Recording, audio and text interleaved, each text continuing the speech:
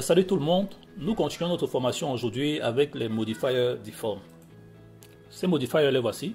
Il y a Armature, Cast, Curve, Displace, Hook, l'Application Deform, Lattice et bien d'autres.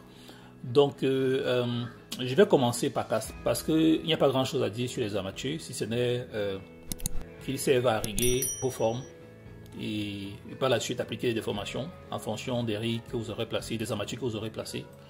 Sans plus tarder, je vais supprimer ce que j'avais ici déjà. Ça aussi, on n'en a pas vraiment besoin. Et j'y vais. Donc, je commence par créer une forme. Je vais prendre un cube que je vais subdiviser. Size. Je vais subdiviser plusieurs fois. Là, c'est bon. Et à ce cube, je vais ajouter le modifier cast. À quoi sert le modifier cast? Le modifier cast permet juste d'appliquer des déformations à votre objet. Et ces déformations peuvent être sphériques, cylindriques ou cubiques. Voilà. Pour une déformation sphérique, qu'est-ce qu'on a? En jouant avec ces valeurs-ci. Voilà. Quand je bascule en mode objet, vous voyez qu'on a une déformation qui est appliquée. Ça...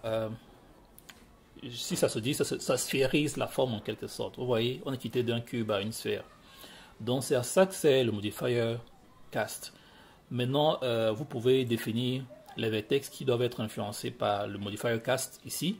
Si vous avez défini un groupe de vertex, vous venez juste ici là, choisir le groupe de vertex que vous aurez défini au préalable. Et ici, object, c'est l'objet. Dans la case objet, vous définissez l'objet qui va influencer la déformation.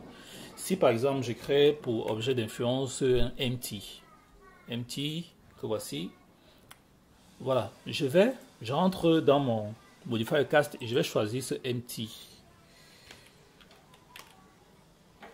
que voici. Quand je déplace, vous voyez qu'il y a les déformations qui s'appliquent, ça crée des déformations. Vous pouvez voir comment les faces bougent en fonction du déplacement de mon empty. Donc en gros, c'est ça. Changeons de forme pour que vous voyez aussi de quoi est capable les autres modifiers. Bon, je vous rappelle qu'au départ nous avons un cube. Donc si je vais à cylinder, vous voyez que ça va rendre ma forme cylindrique. Basculer en mode edit. Voilà en sorte ce que ça fait. C'est en fonction des faces existantes que voilà, ça vous crée votre forme cylindrique et vous pouvez jouer avec le facteur d'influence ici. Voilà. Bon, pas besoin d'aller définir ça comme un cube, appliquer une déformation cube à un cube. Donc c'est pas vraiment intéressant.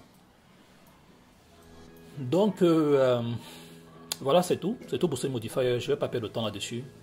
Et on se dit juste derrière pour un autre modifier. Bye.